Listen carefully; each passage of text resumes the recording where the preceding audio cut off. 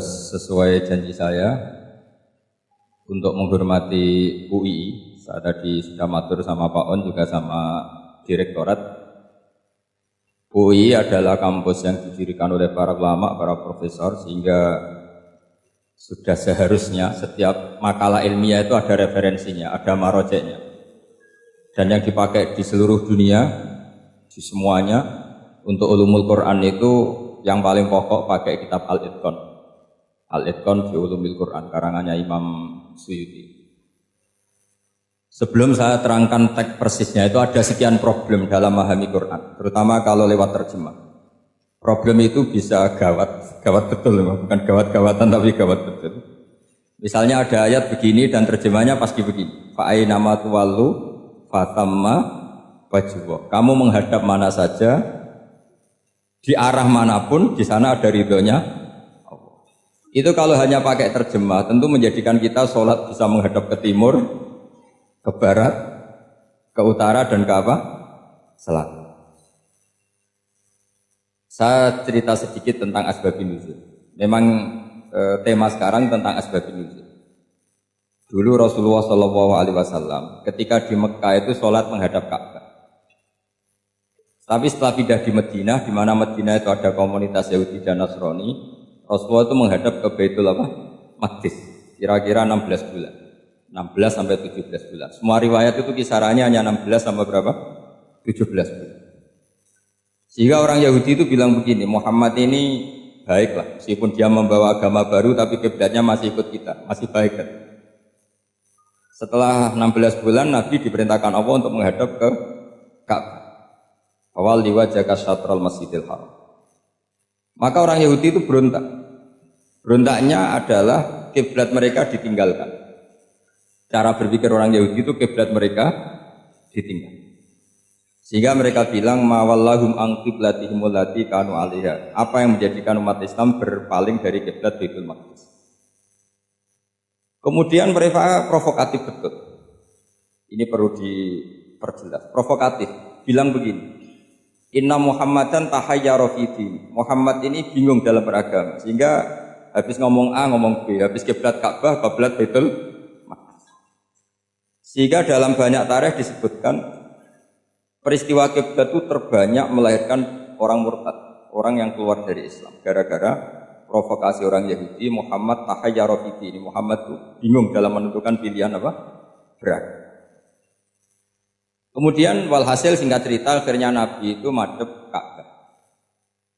Apa yang terjadi mukjizat itu adalah bahwa agama ini agama yang mewakili semua agama sebelumnya yang masih orisinil. Yaitu Nabi akhirnya berargumentasi Ka'bah adalah kiblat yang asli, yang lebih tua. Terus mereka tanya, buktinya apa? Dijawab oleh Quran, fihi ayatum bayyinatum maqamu apa? Ibrahim. Ka'bah bukti tertua adalah di situ ada makam Ibrahim. Makam itu jejak kaki. Ya kalau bahasa Indonesia makam itu kuburan. Kalau dalam bahasa Arab makam itu jejak apa? Jejak. Sehingga diketahui oleh sejarah dibuktikan di situ ada jejak kaki siapa? Nabi Ibrahim. Sementara nisbatnya Baitul Maqdis itu adalah kepada Nabi Musa dan Nabi Harun. Yang ini adalah turunan dari Nabi siapa? Ibrahim. Hikmahnya apa? Begini, sebagai bukti bahwa Baitul Maqdis pernah menjadi poros Islam atau poros Tauhid, maka Nabi Muhammad pernah disuruh menghadap ke Baitul Maqdis. Buat inget-ingetan kalau ini pernah menjadi poros apa tahu? Tapi tetap tua-tuaan masih tua apa? Ka'bah. Kenapa tua Ka'bah tadi? Karena Ibrahim adalah Abul Anbiya, bapak dari para.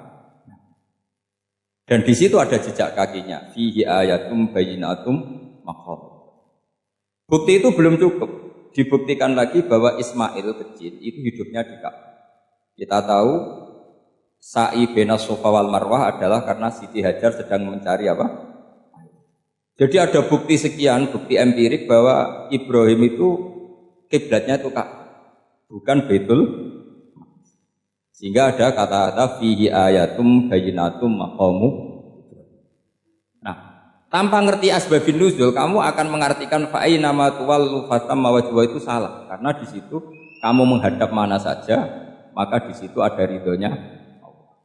Maka para ulama memberi catatan, maksudnya begini, kamu menghadap kemana saja, asal itu yang diperintahkan Allah, maka di situ ada ridhonya.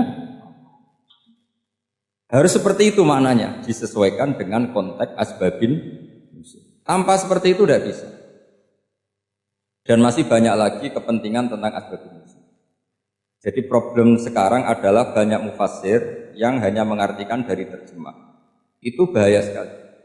Jika ada orang yang menikah secara mut'ah, itu kan mirip kayak transaksi zina. Mereka berdalil famastamtakum bihi minhunna fa'atuhunna ujurahun. Perempuan yang sudah kamu nikmati, yang penting kamu bayar. Terjemahnya seperti itu. Karena ujur itu jamaknya ujroh. Itu fatal sekali. Padahal ayat itu begini, settingannya begini, setting siakul kalamnya atau asbabun nuzulnya begini. Ini sekaligus, memang saya sengaja ngaji dengan tema yang berat untuk penghormatan pada yang ngaji.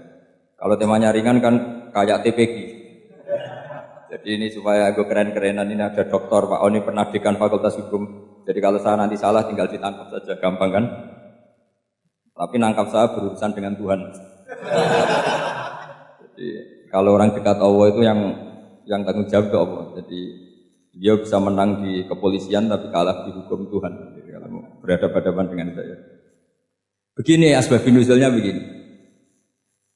Wal muhsanatu minan nisa yang awal juz 5 itu, ya kita santai aja. Yang awal juz 5 itu sebetulnya maktuf, diatafkan pada ayat hurrimat alaikum ummahatukum wa banatukum wa akhwatukum wa ammatukum wa kholatukum wa banatul akhi wa banatul ukhti. Jadi perempuan yang haram dinikah itu ada 7. Yang faktor nasab, yaitu siapa? Ibu, putri, saudara putri, bulik dari bapak, amah itu bulik dari bapak, kholah itu bulik dari ibu, keponakan dari saudara lelaki, keponakan dari saudara perempuan. Ini disebut haram karena nasab gen.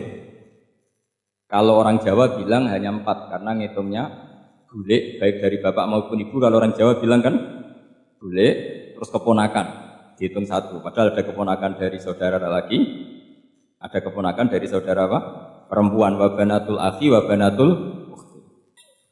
Terus kedua, haram karena rodok. Kita tahu dalam hukum Islam rodok adalah sama dengan nasab. Jadi ibu yang pernah menyusui kamu berarti jadi ibu kamu, dan saudara sepenyusuan berarti menjadi saudara kamu. Ini disebut wa ummahatukum allati arda'nakum wa akhwatukum minar rodok. Terus ketiga, haram karena musoharoh, karena besanat.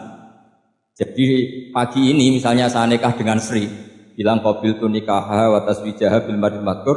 Setelah nikah dengan Sri ini otomatis ibunya dia menjadi mertua. Otomatis haram saya apa? Nikah. Ini namanya haram karena musuh. Atau kamu punya anak Zaid. Zaid pagi ini akad dengan Sri. Berarti Sri adalah menantu Anda. Otomatis haram bagi Anda. Itu namanya haram karena musuh haram, karena bisana. Itu yang disebut waroba haram-haram itu kan saat terus wa ummahatu nisaikum, ibu dari istri-istri kamu. Memang ini agak jelimet, tapi memang syaratnya mufassir harus biasa jelimet.